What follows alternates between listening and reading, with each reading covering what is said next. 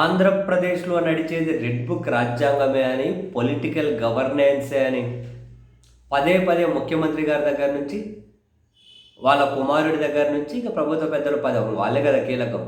వాళ్ళే చెబుతూ ఉన్నారు. రెడ్ బుక్ రాజ్యాంగం నడుస్తది.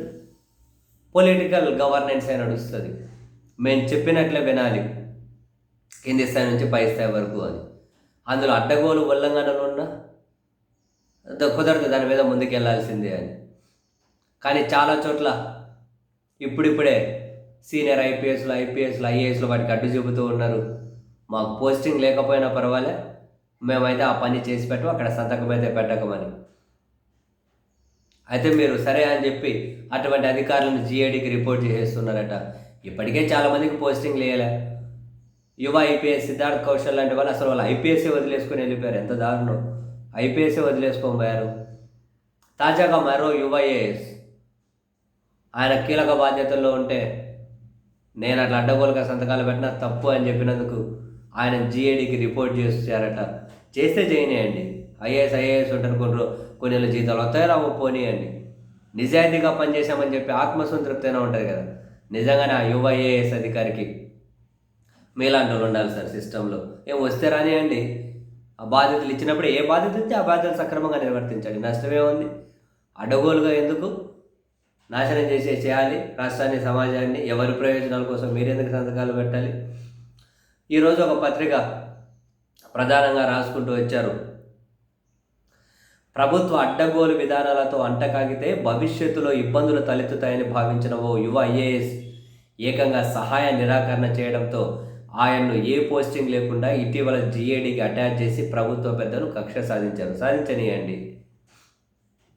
గత జనవరిలో ప్రజా ఆరోగ్య శాఖలోని ఓ విభాగానికి యువ ఐఏఎస్ని అధిపతిగా నియమించారు. ఇతను గత ప్రభుత్వంలో ఆర్థిక శాఖతో పాటు ఓ జిల్లాకు కలెక్టర్గా విజయవంతంగా పనిచేశారు.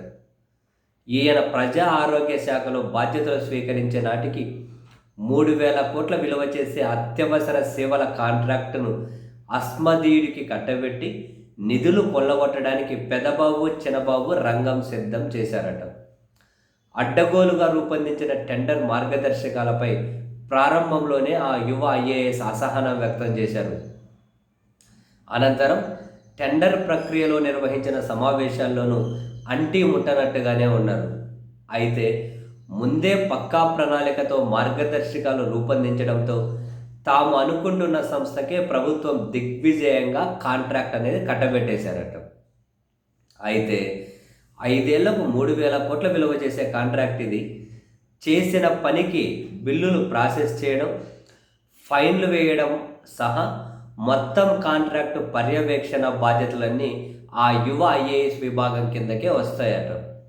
ఈ నేపథ్యంలో నిబంధనల ప్రకారం టెండర్ ప్రక్రియ ముగిశాక ఎంపిక చేసిన కాంట్రాక్టు సంస్థతో చేసుకునే అగ్రిమెంటుపై విభాగ అధిపతే సంతకం చేయాలి. గతంలో విభాగ అధిపతులుగా పనిచేసిన ఐఏఎస్లే అగ్రిమెంటుపై సంతకాలు చేస్తూ వచ్చారు. ప్రస్తుత ఈ యువ ఐఏఎస్ అగ్రిమెంటుపై సంతకం చేయడానికి మిరా అనేశారు. పైనుంచి ఒత్తిళ్లు వచ్చాయి, అయినా తలొగ్గలేదు. దీంతో కింది స్థాయి అధికారితో సంతకం చేయించి ప్రభుత్వం అగ్రిమెంటు తంతనేది ముగించిందట. వాస్తవానికి సదరు ఐఏఎస్ బాధ్యతలు స్వీకరించే నాటికే ఈ విభాగంలో మంత్రుల సిఫార్సులతో తిష్టవేసిన అధికారులు పెద్ద ఎత్తున అవినీతి దందా చేశారు.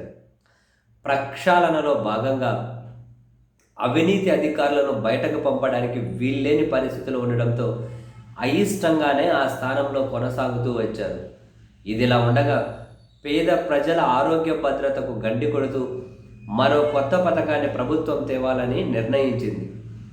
ఈ పథకంలో భాగంగా 1,000 కోట్ల ప్రజాధనాన్ని ప్రైవేట్ కంపెనీలకు మళ్లించి తమ జేబులు నింపుకోవాలని పెద్దలు వ్యూహరచన చేశారనే ఆరోపణలు ఉన్నాయి.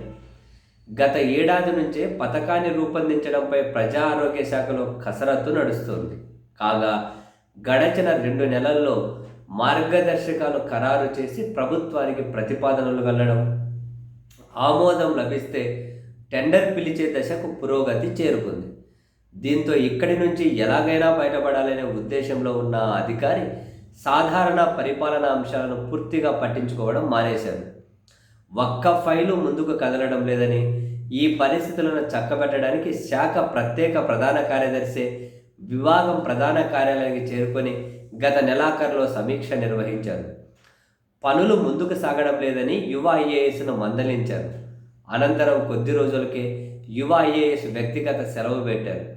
సెలవు ముగిశాక యథాస్థానంలో చేరాలని తొలుత సీఎస్ ఉత్తర్వులు కూడా ఇచ్చారు.